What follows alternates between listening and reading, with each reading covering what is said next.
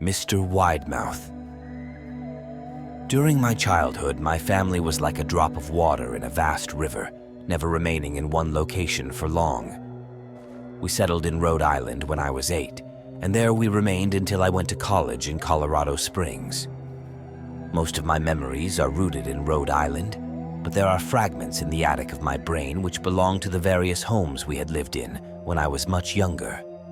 Most of these memories are unclear and pointless, chasing after another boy in the backyard of a house in North Carolina, trying to build a raft to float on the creek behind the apartment we rented in Pennsylvania, and so on. But there is one set of memories which remains as clear as glass, as though they were just made yesterday. I often wonder whether these memories are simply lucid dreams produced by the long sickness I experienced that spring. But in my heart, I know they are real. We were living in a house just outside the bustling metropolis of New Vineyard, Maine, population 643. It was a large structure, especially for a family of 3. There were a number of rooms that I didn't see in the 5 months we resided there. In some ways, it was a waste of space, but it was the only house on the market at the time, at least within an hour's commute to my father's place of work. The day after my 5th birthday, attended by my parents alone, I came down with a fever. The doctor said I had mononucleosis, which meant no rough play and more fever for at least another 3 weeks. It was horrible timing to be bedridden. We were in the process of packing our things to move to Pennsylvania, and most of my things were already packed away in boxes, leaving my room barren. My mother brought me ginger ale and books several times a day, and these served the function of being my primary form of entertainment for the next few weeks. Boredom always loomed just around the corner, waiting to rear its ugly head and compound my misery. I don't exactly recall how I met Mr. Widemouth. I think it was about a week after I was diagnosed with mono. My first memory of the small creature was asking him if he had a name. He told me to call him Mr. Widemouth, because his mouth was large. In fact, everything about him was large in comparison to his body, his head, his eyes, his crooked ears. But his mouth was by far the largest. "You look kind of like a Furby," I said as he flipped through one of my books. Mr. Widemouth stopped and gave me a puzzled look. "Furby? What's a Furby?" he asked. I shrugged. "You know, the toy, the little robot with the big ears. You can pet and feed them, almost like a real pet." "Oh," Mr. Widemouth resumed his activity. "You don't need one of those. They aren't the same as having a real friend." I remember Mr. Widemouth disappearing every time my mother stopped by to check in on me. "I lay under your bed," he later explained. "I don't want your parents to see me because I'm afraid they won't let us play anymore." We didn't do much during those first few days. Mr. Widemouth just looked at my books, fascinated by the stories and pictures they contained. The 3rd or 4th morning after I met him, he greeted me with a large smile on his face. "I have a new game we can play," he said. "We have to wait until after your mother comes to check on you, because she can't see us play it. It's a secret game." After my mother delivered more books and soda at the usual time, Mr. Widemouth slipped out from under the bed and tugged my hand.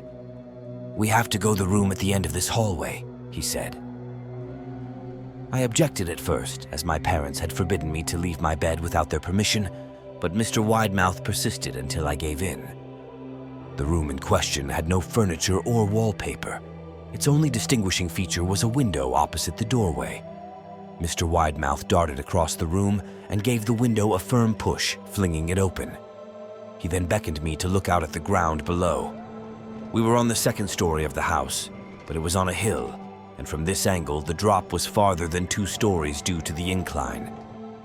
"I like to play pretend up here," Mr. Widemouth explained. "I pretend that there is a big, soft trampoline below this window, and I jump. If you pretend hard enough, you bounce back up like a feather. I want you to try." I was a 5-year-old with a fever, so only a hint of skepticism darted through my thoughts as I looked down and considered the possibility. "It's a long drop," I said, "but that's all a part of the fun. It wouldn't be fun if it was only a short drop. If it were that way, you may as well just bounce on a real trampoline."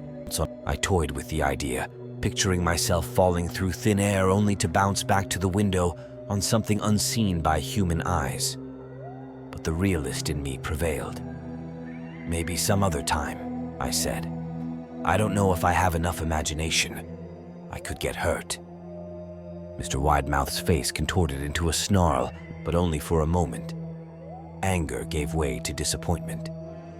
"If you say so," he said. He spent the rest of the day under my bed, quiet as a mouse. The following morning, Mr. Widemouth arrived holding a small box. "I want to teach you how to juggle," he said.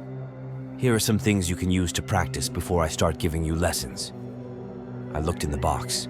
It was full of knives. "My parents will kill me," I shouted, horrified that Mr. Widemouth had brought knives into my room, objects that my parents would never allow me to touch. "I'll be spanked and grounded for a year." Mr. Widemouth frowned. "It's fun to juggle with these. I want you to try it." I pushed the box away. "I can't. I'll get in trouble. Knives aren't safe to just throw in the air."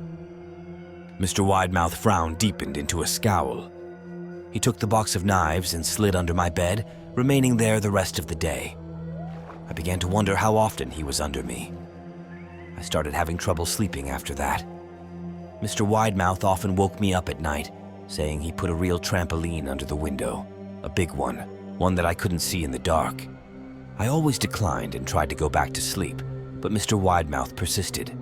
Sometimes he stayed by my side until early in the morning, encouraging me to jump. He wasn't so fun to play with anymore. My mother came to me one morning and told me I had her permission to walk around outside. She thought the fresh air would be good for me, especially after being confined to my room for so long. Ecstatic, I put on my sneakers and trotted out to the back porch, yearning for the feeling of sun on my face. Mr. Widemouth was waiting for me. "I have something I want you to see," he said. I must have given him a weird look, because he then said, "It's safe, I promise." I followed him to the beginning of a deer trail which ran through the woods behind the house. "This is an important path," he explained.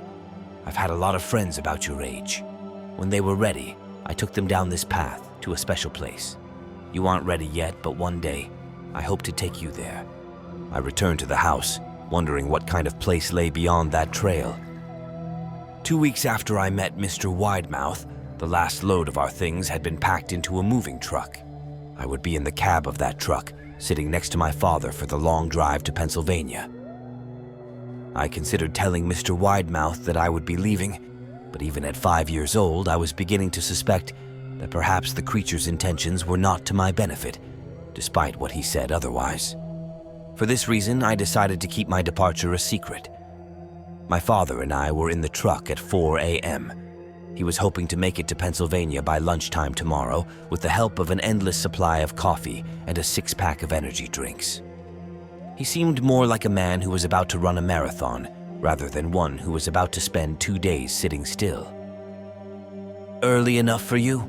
he asked. I nodded and placed my head against the window, hoping for some sleep before the sun came up.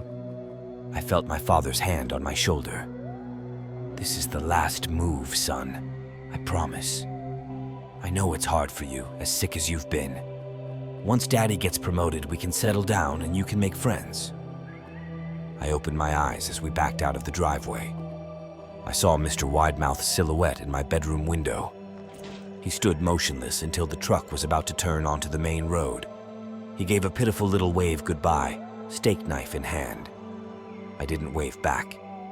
Years later, I returned to New Vineyard. The piece of land our house stood upon was empty, except for the foundation, as the house burned down a few years after my family left.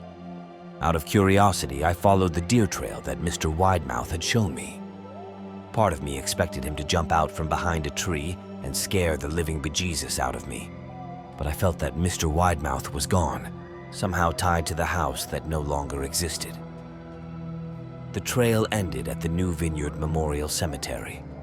I noticed that many of the tombstones belonged to children,